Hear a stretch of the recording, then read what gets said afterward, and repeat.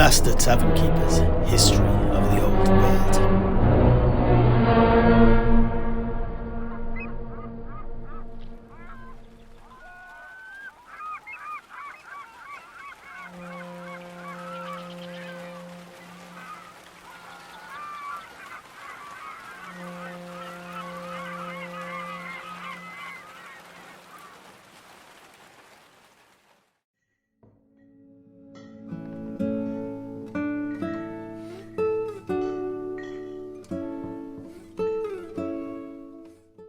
And so, that was the Forge of the Old Ones then. What a mysterious place. What treasures must it hold? But there is still one more place that we've been dancing around. Somewhere you seem to have mentioned in reference to almost, everything you've told us about so far. Ach, you must mean the Beast Peaks. Actually, I was referring to the Citadel of Lead. But, why don't you tell us about these Beast Peaks first, then? Just what are they? Ach, well, in essence, they're the foremost mountain range in all of Albion. Her backbone, if you like. A hunched clump of treacherous mountaintops spread across the interior of the isle like a gnarly scar. The slopes themselves are smothered in low cloud and hidden from view by incessant rain and storm, to the point that no one knows how high the highest peak even is. Oh, yeah, but why are they called the Beast Peaks? Ach, Heinrich, did I not mention this earlier? Well, in essence, it's because of all the beasts that live on the peaks there. Are you taunting me, Master Alchemist? Ach, I'm just playing. But it is. It's covered in monsters, from high above the clouds down into the dank, dark caverns that riddle the bedrock far below. Although, that is not all that lies down there. Vast riches and powerful artifacts are also rumoured to be hidden within the deep passages that crisscross the Beast Peaks. But most regular Albionites, apart from the beast hunters, avoid them like the plague, giving them a wider berth than they give the Great Ogham. But it is pretty much for the same reason. Superstition. Many everyday folk believe that the peaks lead to the realm of the deities, and the constant storms that plague the place are a result of the fighting between these gods and goddesses and whatnot. They also see the monsters that infest the mountains as either their avatars or their minions, enforcing their patron's will into the land of Albion itself. And are they wrong in this belief? On some levels, yes, but on others, no. For the avatars and prophets of the gods are all about us. Why, just look at your Master Tavern. Ha! Your kick missed that time, Septimus. As to whether my kick landed or not is irrespective of the point. You get my intent. That is not a discussion for now. What? What is going on here, Master Tavern Keeper? Now, Heinrich. Well, let's make a deal. I promise to tell you all about it, but not yet. I will spill the beans upon what Sedrik has been alluding to upon your return from killing the usurper Marco Broglio. How does that sound? Oh, yeah, I see. Well, I suppose I can be patient. But you made a promise. I will not forget. Yes, indeed. Well, I promise. Now, let's change tack. Sedrik, you just told us about what the perception of the peaks is by the men and women of Albion. But what of the giants? You briefly mentioned earlier that many giants frequent the Beast Peaks. Oh, yes, that's right. For the giants, the mountains are a great hunting ground. A place to match their strength against the worst that the island can throw against them. And this battling against the odds has now become an annual tradition amongst the tribes of giants.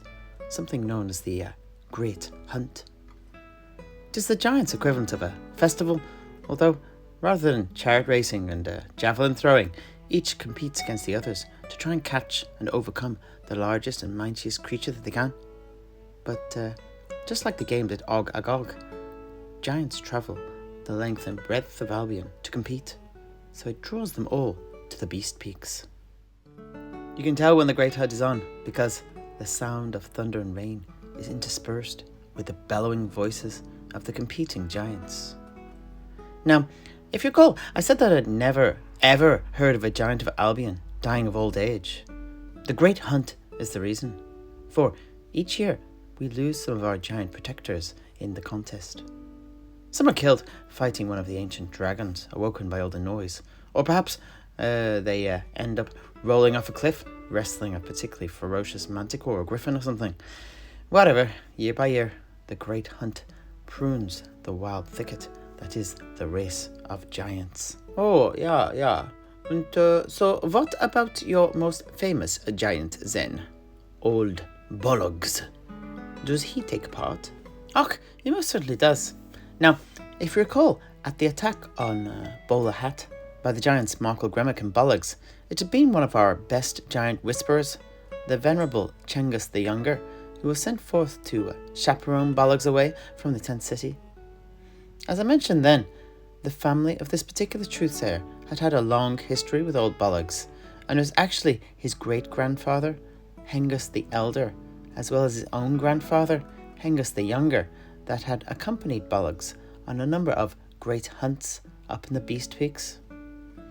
These had seen Bologs defeat the Chimera of Caradog's Crack, the Manticore of Mannock's Mound, and the Cockatrice of Cunwaldo's Cliff. But by far the most famous feat that was witnessed by one of his family was by his own father, Cengus the Elder. For it was Cengus the Elder who had witnessed Bolog's fight against the great sea monster, Grapdil, up in Giant's Causeway at the western end of the Beast Peaks. Oh, really? But what's this Giant's Causeway? Ah, well, in the west, the Beast Peaks slowly become smaller and smaller as the range heads towards the coast, until it peters out into the Giant's Causeway. Now this whole area is dominated by volcanoes and volcanic activity, creating new peaks for the mountain range. Over that way, you get geysers galore, red-hot springs, gigantic pools of bubbling mud, hot rocks that scald a man where he stands, rivers of lava, deep pools of magma, and great concourses made of pillars upon pillars of volcanic rock. Ah, basalt, I think you mean. That's what the elves call it anyway. Och, do they now? That sounds like a bit of trivia that you've no doubt learned from your friend, Calhordis Whitemane. Am I right? Indeed. You know me too well, dear friend. Och, I thought so. Anyhow, a very large number, nay perhaps even the majority of the giants of Albion, live in the volcanic caves there. They seem to revel in the sweltering heat of the place and are endlessly entertained by the volcanic eruptions. I guess though, it is a lot warmer there than anywhere else in Albion, so there is that. And their natural hardiness means that they're well suited to living in such conditions. The nearby tribes of men have grown accustomed to the giants on their doorstep, and the great hunts that the giants undertake have brought benefits for the locals, for they kill most of the monsters that would otherwise threaten their villages. Indeed, many of the Albionites out west there are so grateful for the giants' protection that they sew together the hides of the slain beasts and gift them to the giants to use as clothing. Anyhow, back to Cengus the Elder. Like his forebears, Cengus too had sought out Bologs and resolved to follow him, lending what aid he could.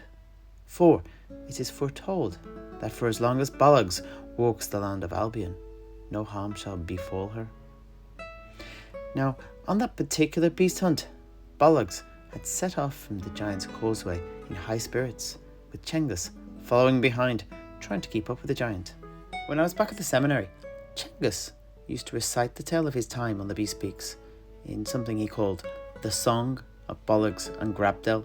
For us young novitiates, it was a particular favourite on winter nights, and we all were so enraptured by it, we had it committed to memory in no time. It went something like this. The Song of Bologs and Grapdil. Listen, friends and countrymen, and speakers of what's fine and true. will you please listen to a good old song of mighty Bologs and the blue, wide open ocean's menace, Grapdil, black serpent o' ice and sea, who came evilly unto our shores, hell bent upon a murderous killing spree.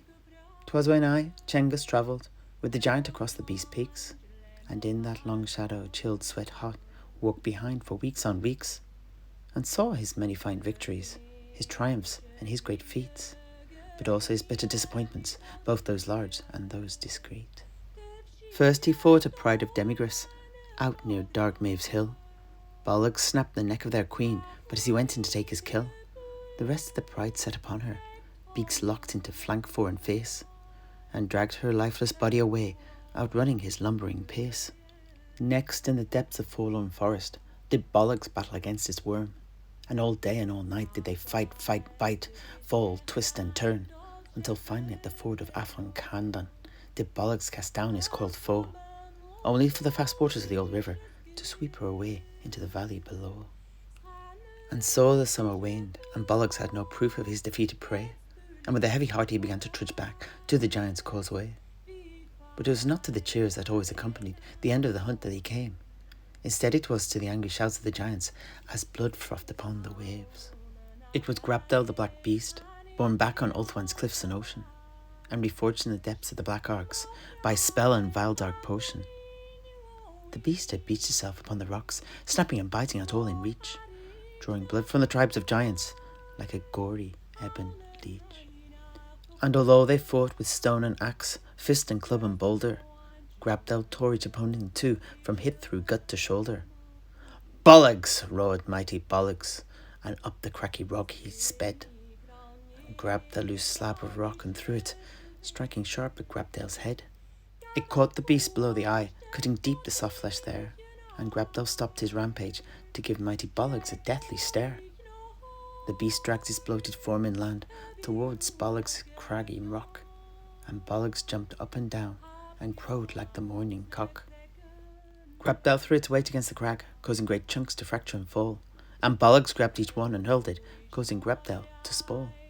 Battered and bloody became the visage of Grapdil, and fury consumed it whole, and it crashed over the crag to reveal beneath a deep, dark sinkhole. Bollocks was thrown far by the collapse, and landed hard and remained still. So took up my staff of light and ascended the nearby rock-strewn hill. I summoned the winds of magic, and they brought forth with it the gift of life, and Bollocks glowed with lambent light back off the blade of death's knife. The sinkhole did not remain silent long, and a plume of poison gas erupted forth. Grapdil writhed in the miasma and shuddered, promptly falling to the floor. Bollocks picked himself up and ran to the unconscious sea beast, and began to push it towards the hole, though it moved not in the least. "Bologs!" shouted Bollocks, and the other giants hearkened to his call, and they joined Bollocks in pushing, and into the hole did Grapdil fall. "Bologs!" he shouted once again, and the others joined in his cry. "Bologs! Bologs! Bologs!" they shouted, arms raised up to the sky.